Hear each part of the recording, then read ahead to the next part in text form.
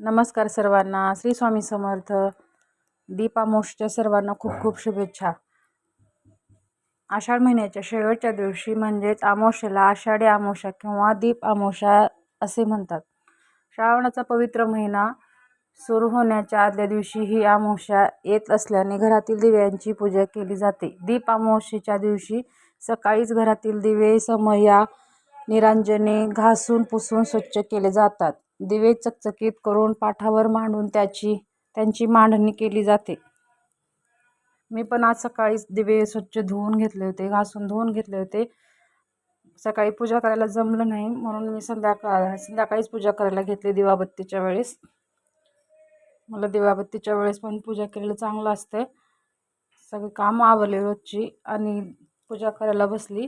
पाट पुसून घेतला मस्त, त्याच्यावर कपडा अंथरला लाल कलरचा आणि त्याच्यावर तांदळाची रास घातली छोटीशी. आधी गणपती, आपण कुठली पण पूजा करताना आधी गणपती बाप्पाची पूजा करतो, म्हणून मी पण आधी गणपती बाप्पाची स्थापना केली. छोटासा माझ्याकडे चौरंग आहे, त्याच्यावरच आधी गणपती बाप्पाची मूर्ती ठेवली. त्यांना पण हार हे घालून हळदी कुंकू वाहून त्यांची आधी पूजा करून घेतली. मग आधी लाईननुसार मोठ्या समया, मग छोट्या समया, मग 2 आरत्या होत्या छोट्या तांब्याच्या, त्या आरत्या पण ठेवल्या आणि वाती घालून त्यांच्यात तेल घातलं. आणि छोटे कणकेचे दिवे पण बनवले होते. म्हणजे आमच्या इकडं उकडून बनवत नाहीत वाफवून, फक्त असेच कणकेचे दिवे बनवून ठेवतात न वाफवता. ते पण बनवून घेतले होते मी. त्याच्यामध्ये तूप घातलं होतं.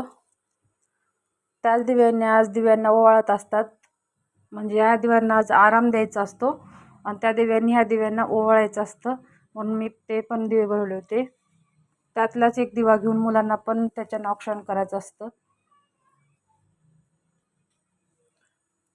सगळ्या दिव्यांना हळदी कुंकू वाहून घेतलं, अक्षदा वाहिल्या, फूल वाहिलं. पहिल्याच्या काळी दगडी दिवे राहायचे, त्या पण दिव्यांची पूजा करायचे, पण आताच्या असं जास्त पाहायला भेटत नाहीत दगडी दिवे. पण अजून पण कुणाकुणाकडे आहेत दगडी दिवे, पण नवरात्रीत हे लावतात. दिव्यांची खूप मोठी आपल्याला सध्या गरज आहे, कारण की औक्षण करताना, बड्डे असो काय असो, अॅनिव्हर्सरी असो, पूजा करताना आपल्याला पहिला म्हणजे दिव्याची आग्नीची आवश्यकता असते. म्हणजे दिवा लावल्याशिवाय आपण कुठल्याच पूजेला सुरुवात करू शकत नाही. म्हणून आरतीचं खूप खूप मोठं महात्म्य आहे. त्यांच्यासाठीच वर्षातून एक दिवस असतो, म्हणून त्यांना आराम द्यायचा असतो आणि कणकेच्या दिव्यांनी आज त्यांना ओवाळायचं असतं. छान बेलफूल वाहून पूजा केली, हळदी कुंकू वाहिलं, खाली रांगोळी काढली पाट्याच्या भोवती. रांगोळीवर पण हळदी कुंकू वाहिलं होतं.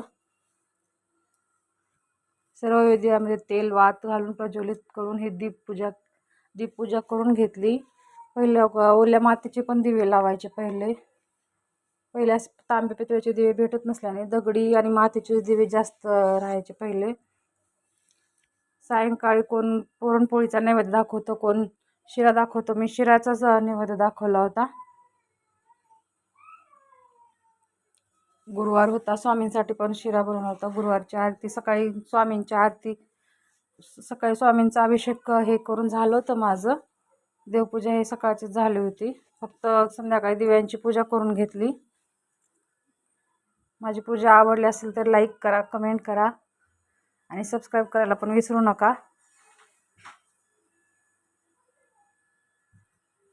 माझे व्हिडिओ आवडतात का नक्की आवर्जून सांगा सगळ्यांनी आणि व्हिडिओ शेवटपर्यंत बघा.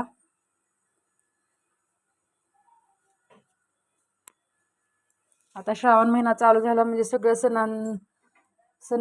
सण चालू होतील आता इथून. श्रावण महिन्याचा पहिला सण म्हणजे नागपंचमी. आता नागपंचमी पण आलेली आहे जवळ. नागपंचमीची पण छान पूजा केली जाते. घरी पण करतात, बाहेर गावाला जातात. ते पण पूजा मी तुमच्यासोबत नक्की शेअर करेन.